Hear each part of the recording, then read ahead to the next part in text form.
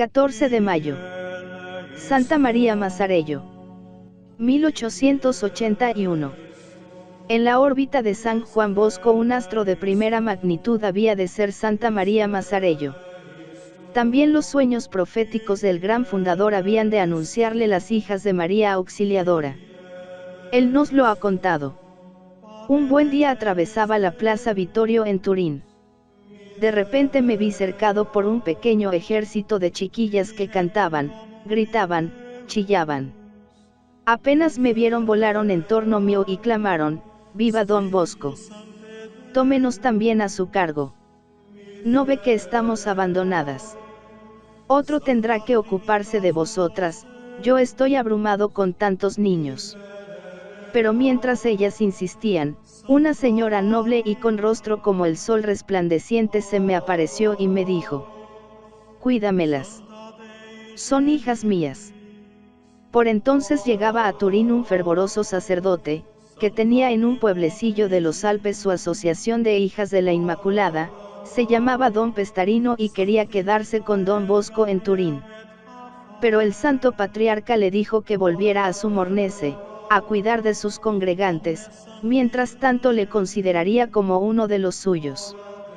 Le dio una medalla y una tarjetita para las dos principales, con estas palabras: orad, haced todo el bien que podáis a las jovencitas, haced lo posible por impedir el pecado, aunque sea venial. María y Petrenile eran las dos obsequiadas y aconsejadas por Don Bosco, desconocidas entonces por él, por eso recibieron sorprendidas y maravilladas el regalo espiritual.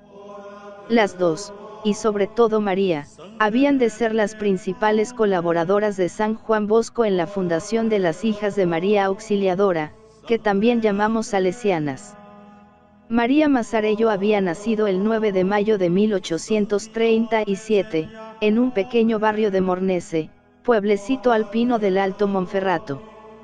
Muy semejante fue su infancia aldeana a la de Don Bosco en Becchi, aunque menos maravillosa en lances, visiones y prodigios.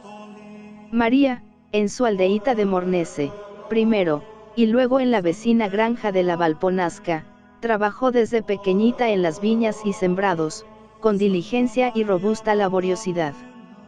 Todo era necesario en aquella familia, tan profundamente cristiana y ejemplar, bendecida por Dios con 3 hijos y 3 niñas, de todos, la mayor fue María y luego Feliciane, que también había de formar en el primer grupo de las salesianas.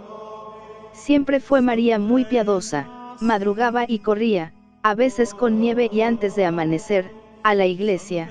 Aún se conserva el pozo junto al que esperaba algunas veces a que le abrieran la iglesia, y otras desde la ventanita de su dormitorio miraba con devoción la torre de la parroquia lejana y le enviaba cánticos y jaculatorias.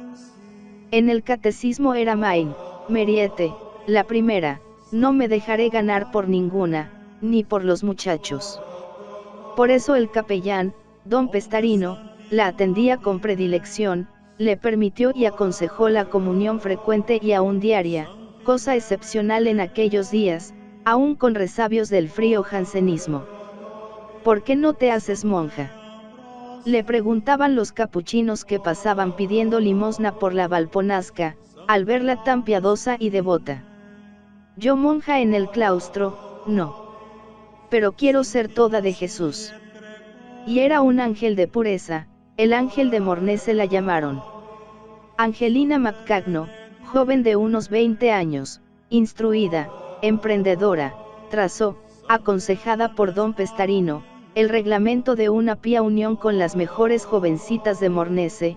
Entre las 5 primeras estaba María Masarello, era el jardín de la Inmaculada, ellas las voluntarias de la Virgen.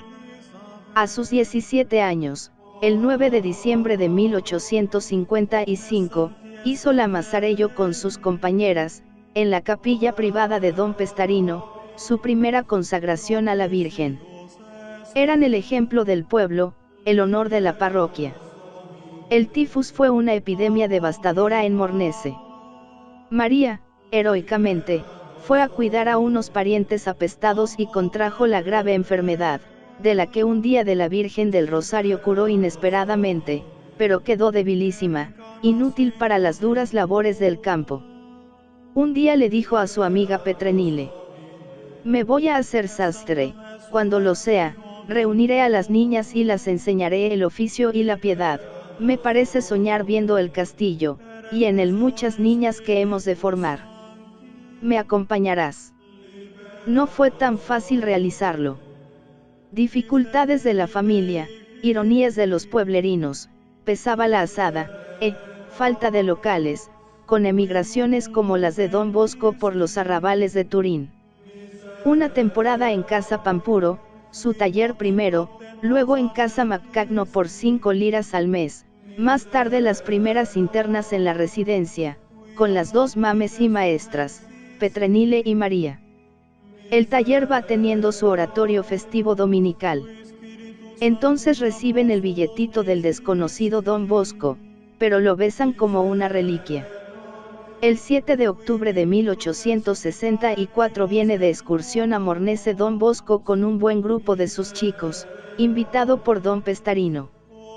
Fue el primer encuentro personal de María Mazzarello con el fundador. Una emoción insólita la agitaba, un pronóstico de vida nueva y caminos extraordinarios. Desde entonces la vocación y la institución se van perfilando, el taller y el oratorio crecen. María es elegida presidenta de la Casa de la Inmaculada, con un grupo de 7 congregantes consagradas a la obra, y en la altura, al pie del castillo, van a tener más amplias edificaciones para el colegio nuevo. Don Bosco vino a bendecirlo el 13 de diciembre de 1867. Congregó Don Bosco su capítulo general en mayo de 1871, les expuso el proyecto de fundar un instituto de religiosas, y precisamente aprovechando la fundación del Colegio de Mornese. Con su aprobación corrió a exponer su proyecto a su Santidad Pío IX, que lo aprobó cálidamente y lo bendijo. Con esto se fue a Mornese y propuso su plan a Don Pestarino.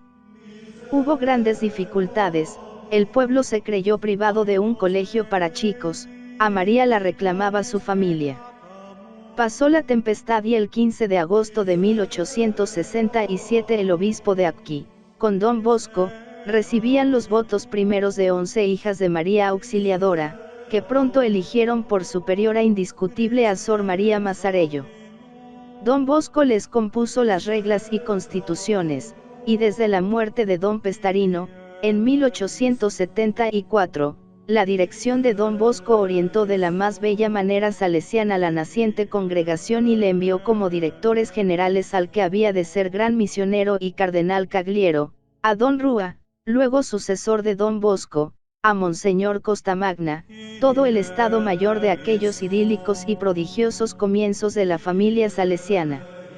Ahora soy del todo feliz, había dicho Sor Mazzarello a su madre el día de su profesión religiosa. Con prudencia celestial y santidad rebosante Sor María regía la naciente congregación y veía su crecimiento, primero en Europa, luego a las misiones de los jíbaros, luego por todo el mundo. La congregación se consolida. Aconsejan a la superiora general, Sor María, que vaya a pedir a Roma las bendiciones de su santidad y se excusa. ¿Cómo, señor director, me presentaré, que no haga perder nuestro buen crédito? Esperará el Papa ver una superiora instruida y capacitada, y se encontrará con una pobre aldeanita ignorante. La pobre aldeanita, sin embargo, era un prodigio de prudencia, de buen espíritu, de muchas virtudes y crecida santidad, ejemplar perfecto de la mejor hija de María Auxiliadora. En 1877 la Casa Generalicia se trasladaba a Nisa Monferrato, casa mejor comunicada y mayor para el gran crecimiento de la institución, y allí, con su ejemplo y divinas ilustraciones, ejerce su maravilloso apostolado y forma un plantel de religiosas fervientes y superioras excepcionales que habían de levantar tan excelsa la eficacia y la fama de la congregación. Pero su fin se acercaba. En 1880 dijo a Sor Josefina, que se marchaba a América: yo moriré pronto, el Señor me ha escuchado cuando me ofrecí como víctima. Sor Josefina se fue a quejar a Don Bosco. La Madre me ha confiado el secreto de su holocausto. Ruegue al Señor que aplace el sacrificio. Es tan necesaria. La víctima es agradable a Dios, ha sido aceptada, respondió el santo.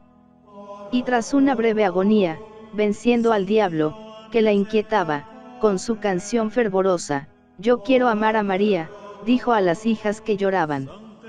Arrivederci in paradiso. Y santamente expiró.